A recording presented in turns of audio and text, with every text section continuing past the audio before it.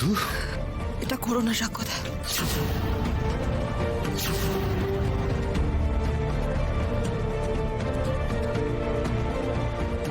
কেন এসেছো তোমরা এখানে? প্লিজ চলে যাও। সাক্ষ্যদা, তুমি যদি আমাকে সত্যি করে তোমার বোন মনে করো তাহলে প্লিজ এখানে আর এসো না। আমাকে একটু সুখে শান্তিতে সংসার করতে দাও।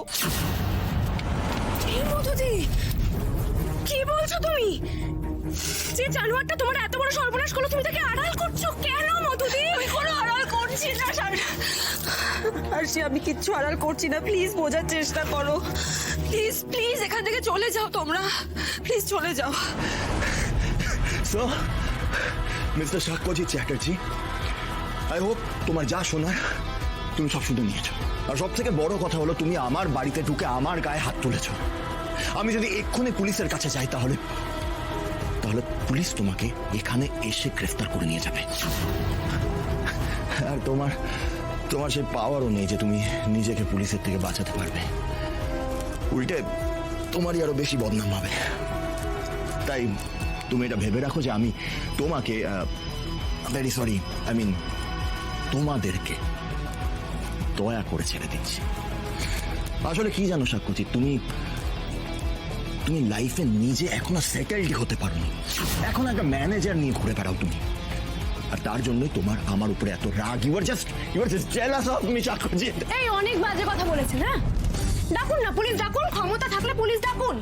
আমিও দেখছি কে কাকে ছেড়ে দেয়, কার বদনাম হয়, আমিও দেখছি।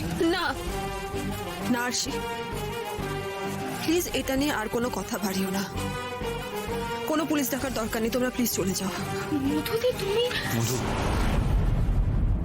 আমার একটাই প্রশ্ন, তুমি কি সত্যি এতগুলো দিন আমার সাথে শুধুই বন্ধু হিসেবে মিশেছো? এই বিয়েটা তুমি নিজের ইচ্ছায় করেছো? মধু, তুমি কিন্তু ভুল করছো, এখনো সময় আছে। ছেড়ে দিন স্যার। মধুদি যখন নিজেই নরককুণ্ড থেকে বেরোতে চাইছে না, তখন আমাদের আর নাক না গলানোই ভালো। চলুন আমরা ফিরে যাই। কিন্তু আরশি, না স্যার, আমাদের এখানে থাকাটা ঠিক হবে না, চলুন। আর মধুদি, তুমি একদম চিন্তা করো না, আমরা কেউ আর তোমাকে বিরক্ত করব না। ভালো থেকো। সরি আরশি, সরি, ক্ষমা করে দিও আমায়।